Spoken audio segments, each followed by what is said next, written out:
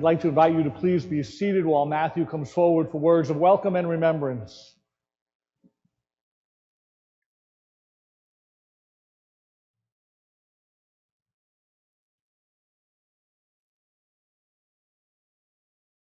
You don't use the brains you were born with. From gentle admonitions like that to keep me on a straight path, to helpful life advice, such as, when you speak with someone, pretend like they think you're normal. Tough love, perhaps, but he always had my back, hence the now famous, Sue, the boy's got a God-given right to act like an idiot. This was by no means hurtful or disrespectful. It was just considered a healthy dialogue in the Capiello household. So, though some lessons were articulated somewhat differently, my father was, in fact, very much a real-life Atticus Finch. I'd occasionally refer to him as Dadicus. I thought that was clever. Both characters embody traits of equality, generosity, compassion, and integrity. But if I had to pick one word that applied best to my father, it would be respect. Even as a kid, I could tell people treated my father differently than others. They always had a smile for him. They would inquire about the family. They would come over to meet me and always say something kind or joking about my father. And what I began to realize was that they were reacting to the way my father treated them, regardless of their job status, their age, their race, their religion, or their country of origin. My father always treated them with respect. He had a philosophy on life, which is that all people deserve to be treated with respect, not with condescension, but rather with the true belief that everyone is just as important as you are. And most people have the opinion that respect must be earned, but my father's philosophy was that from the moment you meet a person, you should treat that person with respect until the person lost the right to that. He gave respect, he earned respect. So if any of this sounds familiar to the astute listener with a penchant for attending funerals, I just plagiarized that from my father's eulogy from when he eulogized his father. So you can start to connect the dots, as to the ideals that trickle down from the family across generations. No matter who you were, he respected and listened to everyone. Even though he was a judge, he judged no one. Judged the actions, not the person.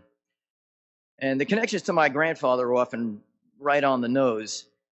I worked with my father one summer at the firm, and occasionally I'd answer the phones during lunch or whatever, and if it was revealed that I was his son, I would hear effusive praise from whatever client was calling in. I recall an emotional widow of someone he represented just bending my ear about how much he did for her and her family. We all grew up without any prejudice toward any group of people. Such bias would not be tolerated by my father. So once again, that is a direct lift from his words about my grandfather. His father's family were no strangers to being subject of immigrant bias, which surely informed my grandfather's ideals, which I believe came from his mother, and it was certainly absorbed by my father. My father strictly ensured that I knew that any witless, insensitive, stereotype joke that I may have made when I was a dumb kid, better just be a joke, because he would look me in the eye and grab me by the chin and say, you better just be kidding. And B, even if it was a joke, it's still not funny.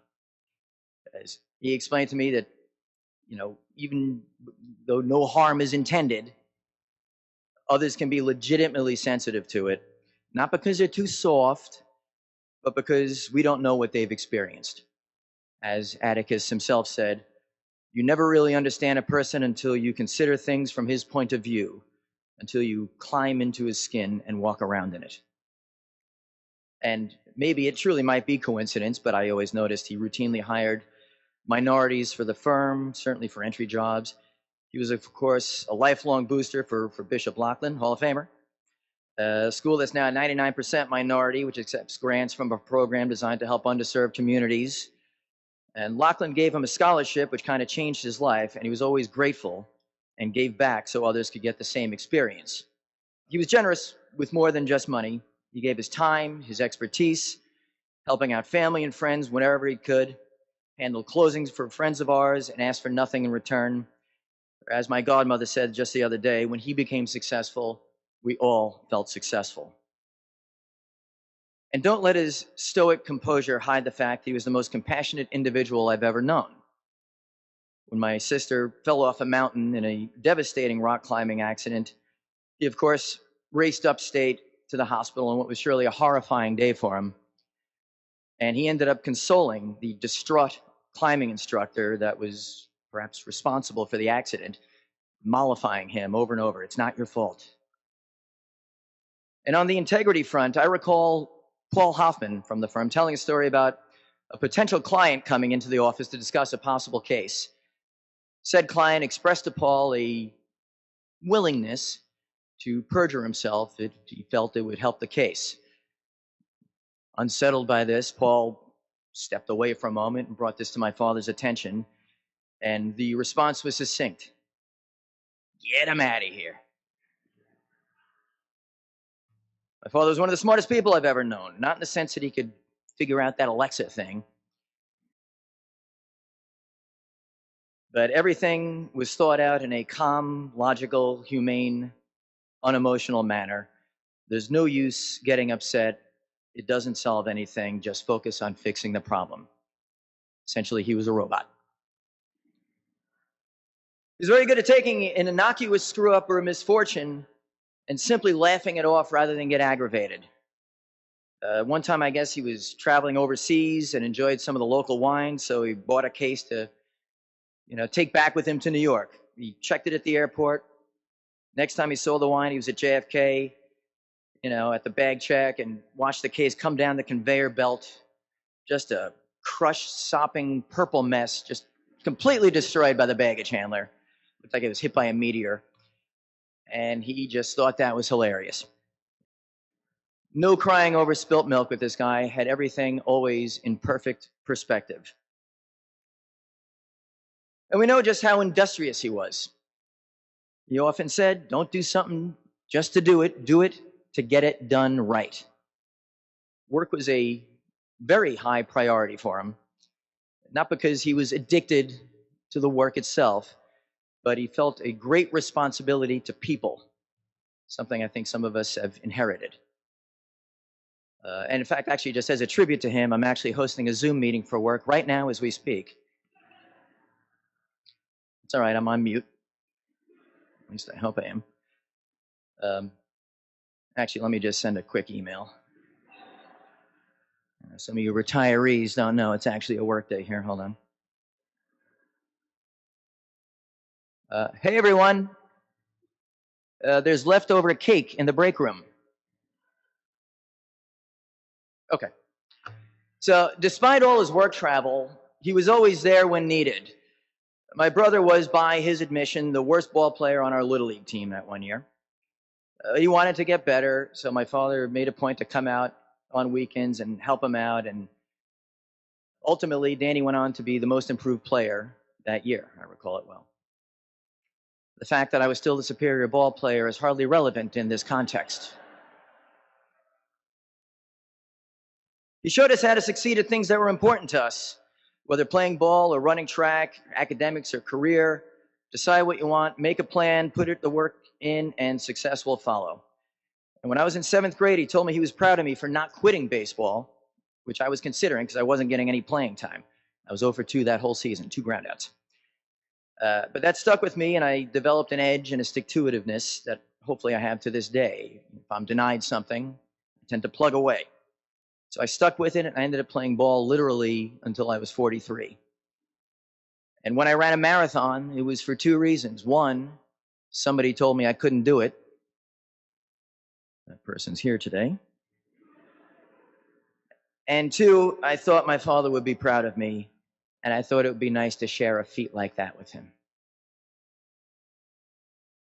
We both lost to the Kenyan guy. So on a miserable day such as this, I cannot help but feel profoundly lucky. And I'm not just saying that because I'm currently hopped up on goofballs that I usually reserve for flying. I'm just Very grateful to be the spawn of my father, to be part of this lineage. Grateful to forever have him as a moral North Star. Grateful for his true Christian integrity, which is affiliated not one iota with any bling around his neck. He just walked the walk. Very grateful for so many friends of his, several going back to high school right here. Really enriched his life. And don't think we did not see what you did for him. We're very appreciative. And we know that you could have cleaned him out, like when he started slipping, like at cribbage and pinochle and all that.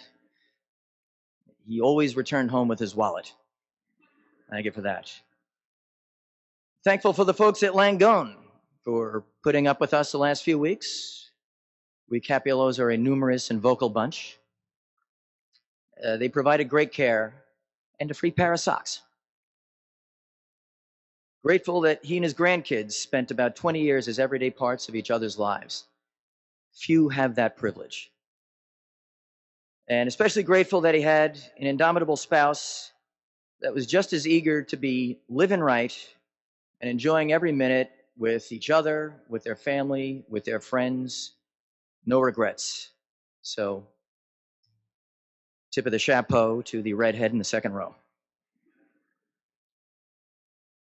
And so the train is pulled into the station for someone that may not be the most demonstrative person, but happens to be the most compassionate to underscore everyone.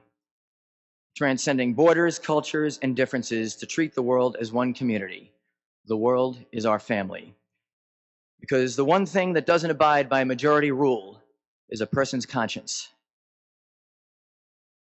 I'll give my mother the last word as she shared the following expression recently. I had never heard it, but you may be familiar. There's variations on this. They say you die twice. One time when you stop breathing, and a second time when someone says your name for the last time. I trust we can find comfort in the notion that George Cappiello will never die a second time. Miss Jean Louise, stand up. Your father's passing.